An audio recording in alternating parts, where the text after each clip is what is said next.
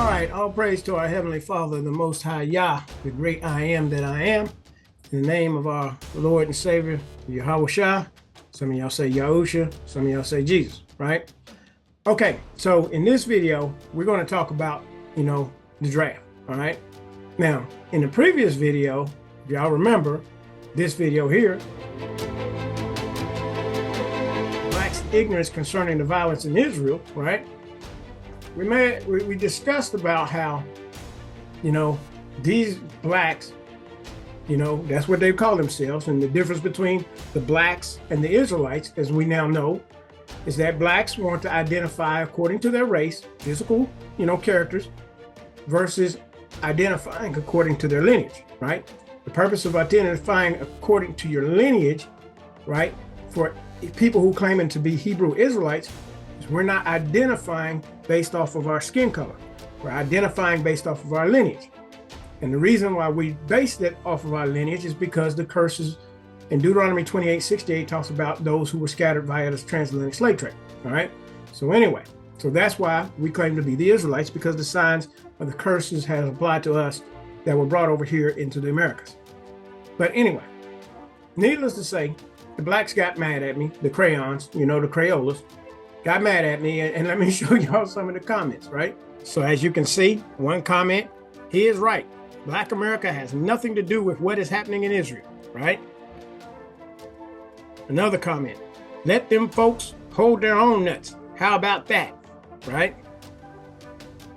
Another comment, you're ignorant for saying we have something to do with this in Palestine.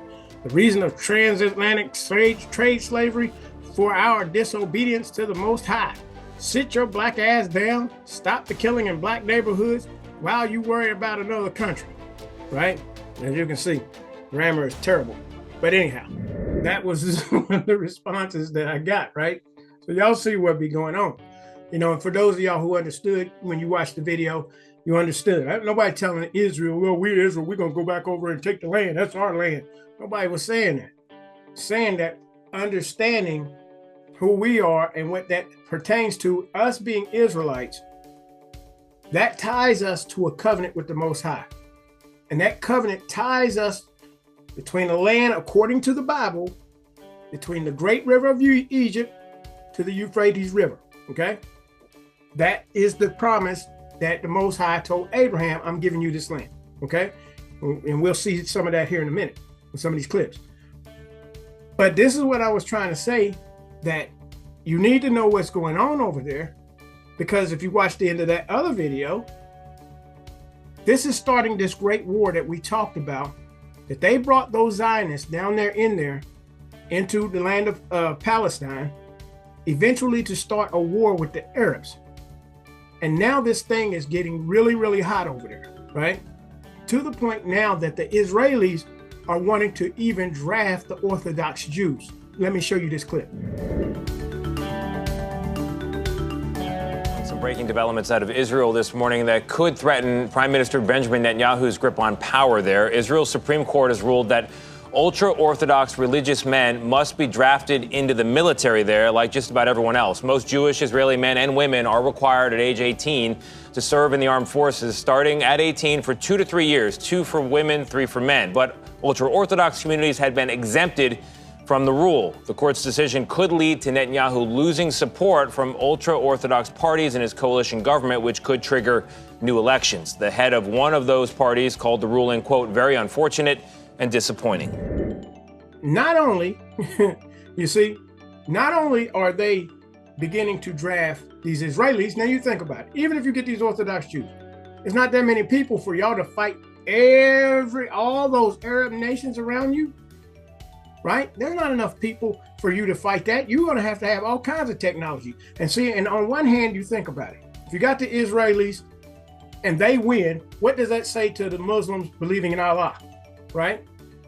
If you got the Israelis and they lose, what does that say to the Jews and the evangelical Christians about Yahweh, right?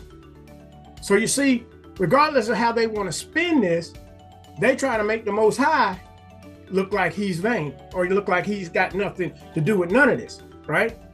That's why the Most High has said, and it's been starting to wake us up to say, them people over there are not the Israelites. And these people over here in evangelical Christianity saying that they are lying, right? And I did not bring them back over there into that land. Because had I brought them back over into that land, they would have had the Spirit, my Holy Spirit in them, and they would not be denying Yahusha, Yahweh Shah, or Jesus as the Messiah, right? So we know that they're lying. But when we went through the one video about Albert Pike and World War III, I ain't going to talk about that, but you have to go back and watch his video.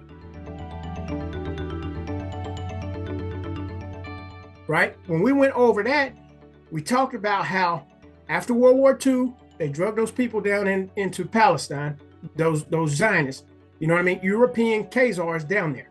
And that's why I feel for those people over there, because they were taught that they were Jews, right? They were taught that this promise belonged to them. So they put those people down there knowing that they were going to eventually start up with the Arabs, and those people are sitting ducks, right? But now you stirring up this stuff with the Arabs, and now the Arabs are starting to, go off on you because they're like, no, y'all think y'all slick. Y'all want to try to move all us Arabs. Eventually, y'all want to try to take the land, But now what this is doing is starting to leak over into other nations, because not only are these Zionists starting wars in the Middle East, they're also trying to start a fight with Russia, which is also causing all of these European nations to start drafting people too. And with them, they are even starting to try to draft women. Let me show you that. For the first time ever, Denmark plans to draft both men and women into military service. It's only the third European country to do so, following Norway and Sweden. Beginning in 2026, the government wants to call up 5,000 co-ed conscripts a year. And the government says the decision is in reaction to the war in Ukraine and the Russian threat in Western Europe's backyard. Here's the Danish Prime Minister, Mette Frederiksen, speaking earlier today. Protecting your country is one of the most honorable things you can do. That's why the government is proposing that we expand conscription, making the responsibility greater and the tasks more numerous. And we're proposing full gender equality. We have no doubt that increased gender equality will create a more modern and diverse defense that reflects the times we live in. Right. So now you see Western societies are starting to draft, because in Israel they draft women too, remember? So now what I was trying to say in that video about blacks being ignorant and the crayons didn't watch it to understand what I was trying to tell them, you being ignorant of what's going on over there is coming here. So what is happening now? You're now seeing that the House passed a bill in which they're trying to make 18 to 26-year-old males, you know what I mean? They're automatically going to register them for a draft, right? And they're saying it don't matter, that's just in case, right? But now the Senate turns around, and they are trying to draft women too, right? They want to draft women. Let me show y'all these clips. The House has passed a defense bill that automatically registers men who are between the ages of 18 to 26 for the military draft. This is part of the annual National Defense Authorization Act. As of now, the selective service is already mandatory for men between 18 and 24 years old. There's no military draft in place right now, but Congress and the president can reinstate the draft and force men to serve in the event of a national emergency or war. This hasn't been invoked in more than half a century. Some people on social media appear to have misunderstood this and believe a draft is coming or that they are automatically going into the military. Never in U.S. history have women been required to register for the draft, but this could change with the Senate's version of the National Defense Authorization Act. There hasn't been a military draft since 1973, but it's mandatory for all American men to sign up when they turn 18. The bill in the Senate would require women to register for selective service. The argument for women being a part of the draft comes from experts who say it's, quote, necessary and fair to make the draw of talent unified in the event of a national emergency. Reaction to the bill has been mixed. They're talking about involuntarily drafting women. I'm totally opposed to that. I'm also worried about the expansion of the draft. This is not about combat. It is about their opportunity to serve. The House version of the bill does not include drafting women, but it would automatically register men to keep them from skipping out. All right, so you see, right? So for all these crayons that that's them. We ain't got nothing to do with that. How you gonna feel if they try to draft your 18-year-old son or daughter or your granddaughter, you know what I'm saying, or your grandson, and send them over there to fight in a war that they don't intend to win? This is just to collapse all of societies. Nation rise against nation, right? This was part of the Third World War, is what we talked about in the Albert Pike video, is that the Third World War was supposed to be between the Zionists and the Arabs, to the point that all the nations fight until complete exhaustion, till people start turning on religion, right? And say, we just need to come in peace. We need to all get along and stop fighting over this religion. We're all, of the seeds of Noah, right? It's all an agenda. But they will kill young, innocent teenagers and children in order to get this war that they want, so that they can bring in this new world order. That's why you have to understand what this is all about, right? But then when it comes to some of these representatives talking about them drafting some of their children, they change their tune. Let me show you that. Mr. Chairman, I would like to discuss two amendments that I've offered to the National Defense Authorization Act. My first amendment, Amendment 41, would strike the section of the bill that makes women eligible for the draft. Drafting American wives, mothers, daughters for mandatory military service unnecessarily politicizes military service and would jeopardize the national security of this nation. The purpose of the draft is to rapidly replace combat losses in extreme national emergencies. It has always been about meeting the needs of the armed forces as fast as possible with the best replacements as possible. Men are, by their very nature, the best suited to meet these demands when necessary. The effort to draft America's daughters into frontline combat duty will undermine the military's combat prowess, lead to greater wartime casualties, and take away from the defense capacity. Men and women are not physically the same, and women do not possess an equal opportunity to survive on the battlefield in direct combat with battle-hardened men. And I can say that as a woman who can deadlift 300 pounds, can do more pull-ups than anyone else in this room, and run faster than any of you. You see, women are equal to men in many ways, but when we put women on the battlefield unnecessarily, it changes the dynamics of how a defense should operate, how a military should operate. And let me explain some of the reasons why this is an issue. You see, right now, we have 17 million 18 to 25-year-old men who are currently registered in the select services. That's 17 million already registered, all males. Right now, we have 1.3 million active duty military members serving. We have 800,000 reservists. There is no necessary reason to draft women with those numbers. Again, 17 million who are registered, 18 to 25-year-old men. Why would we draft young women who are 18 to 25 years old? There's no reason for it. We're a nation with a large population. We are not a small nation like Israel, who has to do that simply because they don't have the population to meet the need to form a military. Another thing that this panel, I hope, will take into consideration is we should learn how to spend our American taxpayers' dollars wisely. Drafting women will force the military to have to spend money in ways they didn't before. When you think about a Navy ship, there has to be places for women to sleep and men to sleep, and they have to be separate. There has to be restrooms and many facilities to keep separate for men and women. At least I would hope so, although things seem to be changing in that regard lately. But there's a cost concern in that.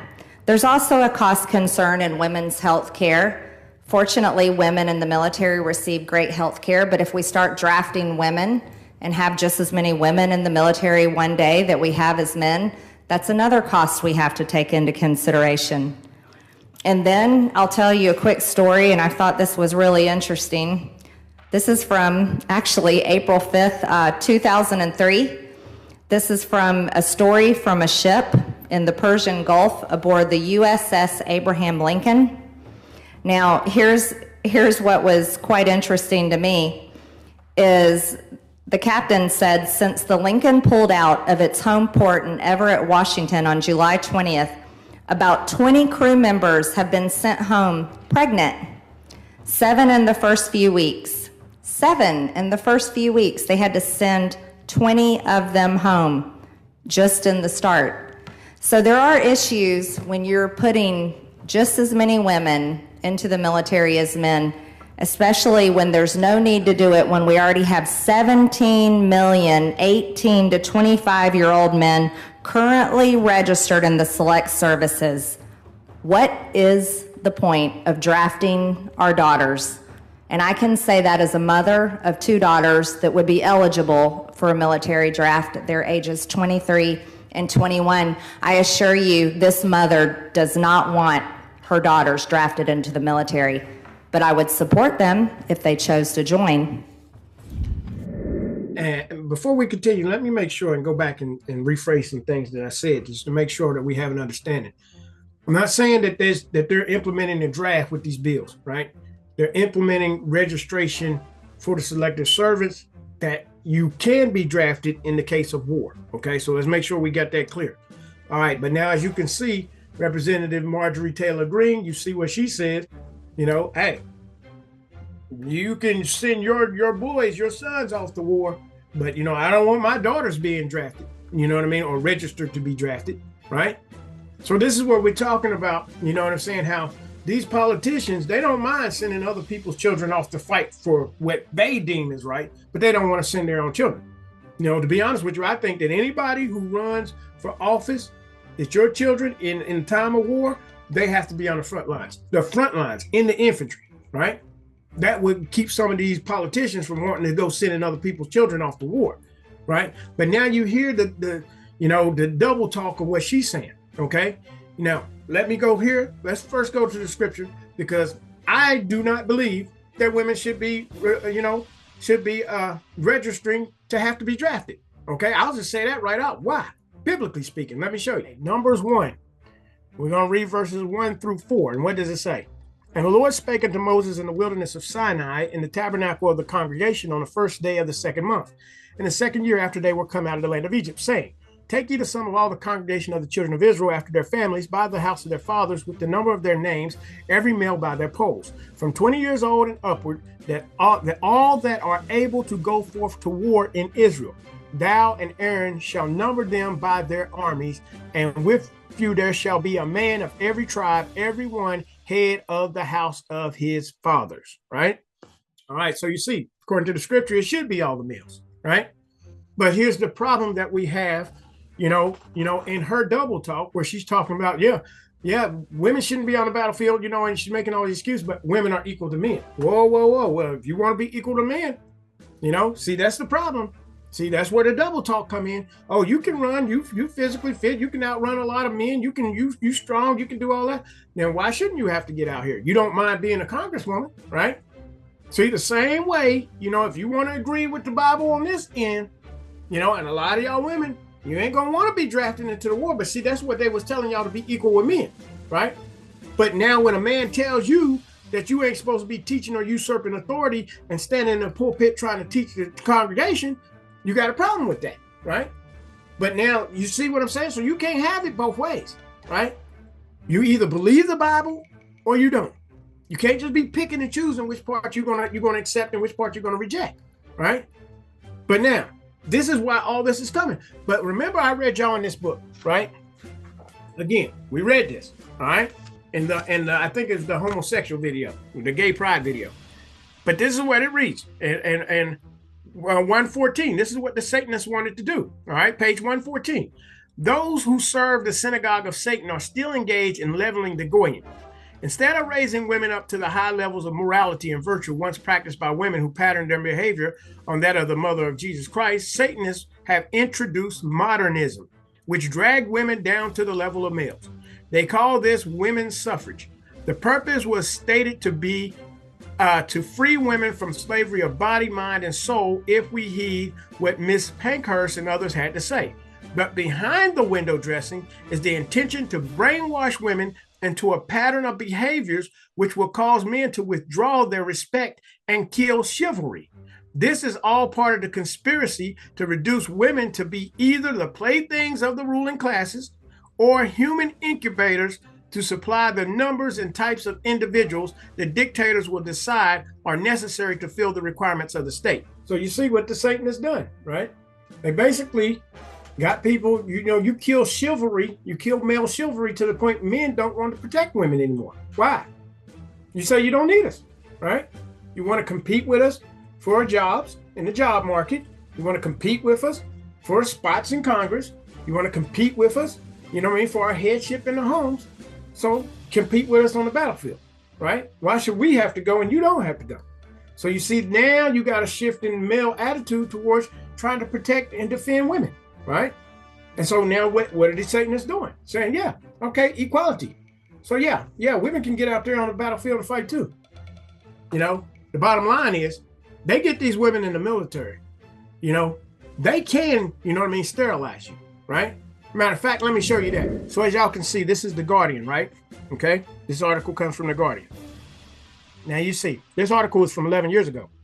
And what it reads is Ethiopian women in Israel. This is how wicked that state is over there. Giving contraceptives without consent. Israel's health ministry is investigating claims that Ethiopian immigrants have unknowingly had Depo-Provera jabs for years, right? A woman from the Ethiopian community at a protest in Jerusalem calling for relatives to be brought to Israel. A documentary claims immigrants received contraceptive shots in Ethiopia transit camps and Israel, right? Israel's health ministry is investigating claims that Ethiopian women are being injected with a controversial contraceptive without their knowledge or consent. Thousands of Ethiopian women are said to be receiving shots of Depo-Provera every 3 months in Israeli clinics. The contraceptive stops menstruation and has been linked to fertility problems and osteoporosis. Yaakov Litzman, Israel's Deputy Ministry of Health, who has previously denied the practice, will lead the inquiry, a spokesperson announced on Wednesday. The phenomenon was uncovered when social workers noticed the birth rate among Ethiopian immigrants halving in a decade. An Israeli documentary investigating the scandal was aired in December and prompted a popular outcry. So now, this is what you got to understand about war. War is to cull the population. What I mean by culling the population, to get rid of, certain numbers, get rid of different individuals of people. When they go bombing countries, what's the first thing they do? What's happening over in Israel? They're bombing civilians, talking about Hamas is hiding amongst the civilians. So you're just going to bomb civilians and kill. So they didn't kill 37,000 Palestinians trying to ethnically cleanse and get those people out the land, right? Not to mention, you have been, injecting because you didn't want these Ethiopian Jews coming back to their homeland. You start basically giving them, contraceptive shots so that they could not increase in population. What do you think that will happen in war, in a world war? Number one, they're going to be bombing and killing civilians. You know what I'm saying? Number two, you get all these people to go into the military and you can inject them with things that will sterilize them. And they're not going to be able to tell you no, right?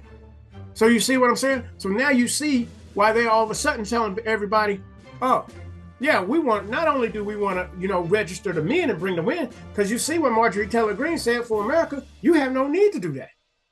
You got 17 million men already registered. But yet, they want to send your child over there to fight, you know what I'm saying, for something that your child is not going to benefit from in any way, shape, form, or fashion. And then I had these ignorant black Crayola crayons telling me that ain't got nothing to do with us. We need to mind our own business. Well, the business is going to come to you. And most of y'all don't even know what's happening, why that fight over there is beginning, right? So now let me show you that, and then we'll get out of here. Thank you, Mr. President. Ladies and gentlemen, over 3 millennia ago, our great leader Moses addressed the people of Israel as they were about to enter the Promised Land. He said they would find there 2 mountains facing one another. Mount Gerizim, the site on which a great blessing would be proclaimed, and Mount Ebal, the site of a great curse. Moses said that the people's fate would be determined by the choice they made between the blessing and the curse. That same choice has echoed down the ages, not just for the people of Israel, but for all humanity. We face such a choice today. It will determine whether we enjoy the blessings of a historic peace, of boundless prosperity and hope, or suffer the curse of a horrific war of terrorism and despair. But I believe that we are at the cusp of an even more dramatic breakthrough, an historic peace between Israel and Saudi Arabia. Such a peace will go a long way to ending the Arab-Israeli conflict. It will encourage other Arab states to normalize their relations with Israel. It will enhance the prospects of peace with the Palestinians.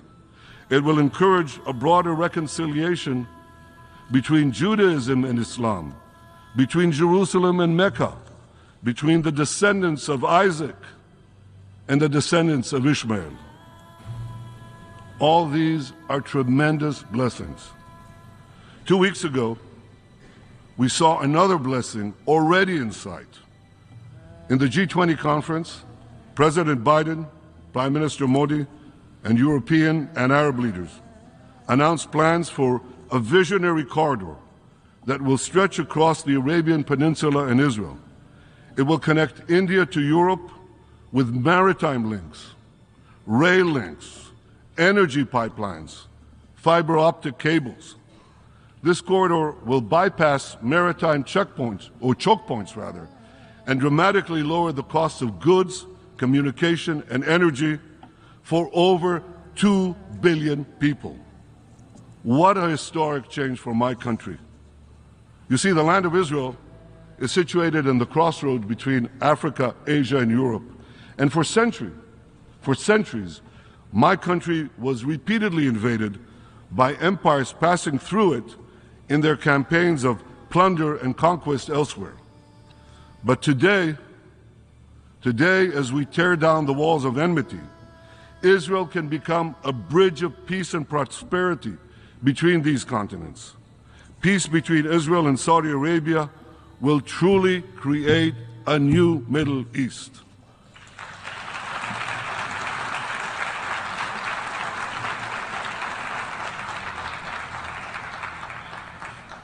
To understand the magnitude of the transformation that we seek to advance, let me show you a map of the Middle East in 1948, the year Israel was established. Here's Israel in 1948. It's a tiny country, isolated, surrounded by a hostile Arab world. In our first 70 years, we made peace with Egypt and Jordan, and then in 2020, we made the Abraham Accords, peace with another 4 Arab states. Now look at what happens when we make peace between Saudi Arabia and Israel. the whole Middle East changes. We tear down the walls of enmity. We bring the possibility of prosperity and peace to this entire region, but we do something else. You know, a few years ago, I stood here with a red marker to show the curse, a great curse, the curse of a nuclear Iran. But today I bring this marker to show a great blessing, the blessing of a new Middle East between Israel, Saudi Arabia, and our other neighbors. We will not only bring down barriers between Israel and our neighbors, we'll build a new corridor of peace and prosperity that connects Asia through the UAE, Saudi Arabia, Jordan, Israel, to Europe. This is an extraordinary change, a monumental change, another pivot of history. All right, y'all heard everything that he said. So now let's go and expose everything that he said. Let's go to scripture first. All right, first he brought up Mount Gerizim. So let's go to Deuteronomy chapter 11, verses 22 through 29. All right, verse 22. For if you shall diligently keep all these commandments. So this is the covenant that the Most High told to the children of Israel. You got to keep all these commandments, right? Not some, but all, right? Which I command you to do them, to love the Lord your God, to walk in all his ways and to cleave unto him. Then will the Lord drive out all these nations from before you, right? So when the children of Israel went into that land, if you're in good standing and you do what the Most High tell you to do, he said he'd drive them out. And you shall possess greater nations and mightier than yourselves. Every place whereon the soles of your feet shall tread shall be yours. From the wilderness and Lebanon, okay? From the river Euphrates, even unto the uttermost sea shall your coast be. And y'all saw the map that he put up, and we're getting ready to go and get into that in a minute, right? There shall no man be able to stand before you, for the Lord your God shall lay the fear of you and the dread of you upon all the land that you shall tread upon, as he has said unto you. So why are you dependent upon America, right? Why are you always asking America for whatever? The Lord your God shall lay the fear of you and the dread of you upon all the land that you shall tread upon, right? Behold, I set before you this day a blessing and a curse. A blessing if you obey the commandments of the Lord your God, which I command you this day, and a curse if you will not obey the commandments of the Lord your God. They don't even accept Yahusha, Yahweh, or Jesus. They don't have an atonement over there. They're not keeping the feast because you can't keep, the sacrifices because you don't even have the Levitical priests in place. Not to mention you got homosexuality in the land, and you got people over there that say they don't even believe in the Most High, right? So now why would God bless them when he specifically said a blessing if you obey the commandments of the Lord your God, and a curse if you will not obey the commandments of the Lord your God? So now you see why they can't stand before anybody over there, and they need America to try to help. But guess what happens to America when America goes over there trying to help them, right? You helping the synagogue of Satan. Them people ain't the true Israelites. They ain't even supposed to be over there. Why? You don't come back until you come back with the King of Israel. And who is that? Yahweh, Yahusha, Jesus, right?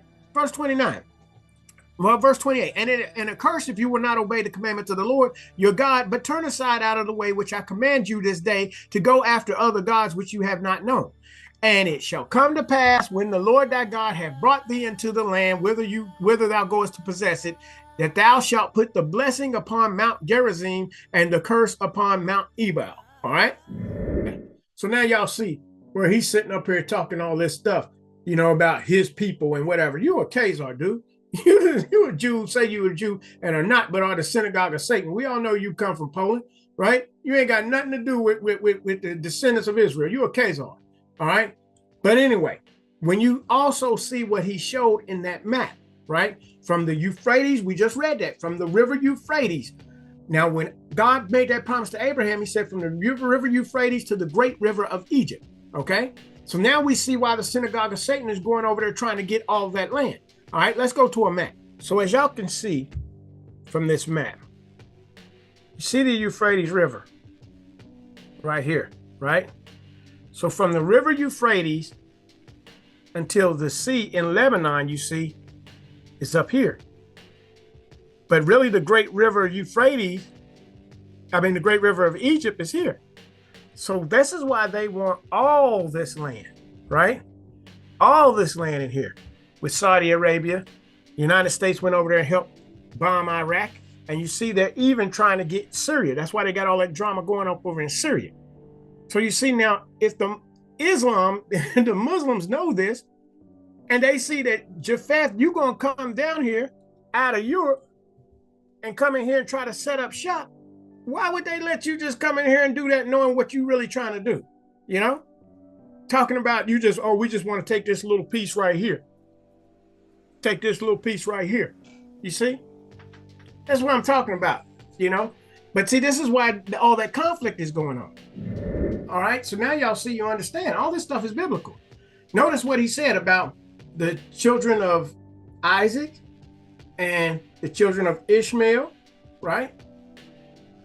Why are y'all using biblical terms, right? Because Ishmael was one of Abraham's sons, and the children of Isaac is Esau and Jacob.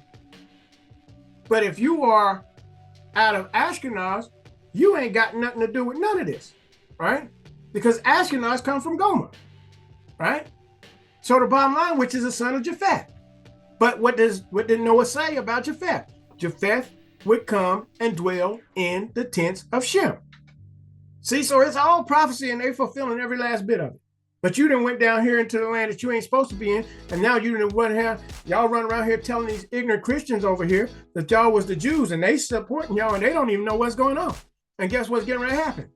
Everybody getting ready to get drafted in here to go and fight in this war, all because of the synagogue of Satan and sit up here and lie to everybody and stole our identity.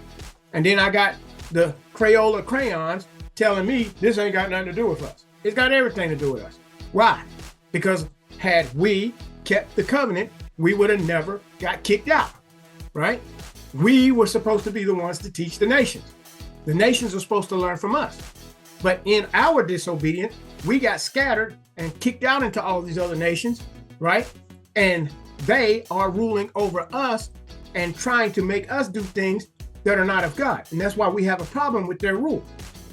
But yet there's nothing we can do about it until the Most High sends back the king who we rejected. You see? So now, once we confess our transgressions and the transgressions of our forefathers, then that's when the Most High is ready to send back our king. And when our king comes back, anybody who's not in, if you don't have the spirit of Yah in you, whether you be Jew or Gentile, you're going to be destroyed, right? And did you see when he drew that, when he had that map and he drew the red line? So now you see why they stole the identity and what their real agenda and real purpose is, right? They want to issue trade and be able to put, what did he say? Landlines, trade, you know what I'm saying? Telecommunications, fiber cables, all this type of stuff, that they can transport things from India and the South Pacific, all that region down through there from Asia, bring it all the way up there through, Saudi Arabia, you know what I mean? And, when you got a lot of oil in that, and bring it all the way through Israel, back into the Mediterranean Sea and take it over into Europe. So you see what the real agenda is, right? But in them going down there trying to get that land, you didn't stepped into the Most High's land. You shouldn't have did that. Now you're in trouble. With that, y'all have a blessed and wonderful day. I might not do a video for another week or so, whatever, except something major happened. But, if y'all see this, the day I put this out, then, give me about another week. But anyway, thank y'all for watching. Y'all have a blessed and wonderful day. Peace.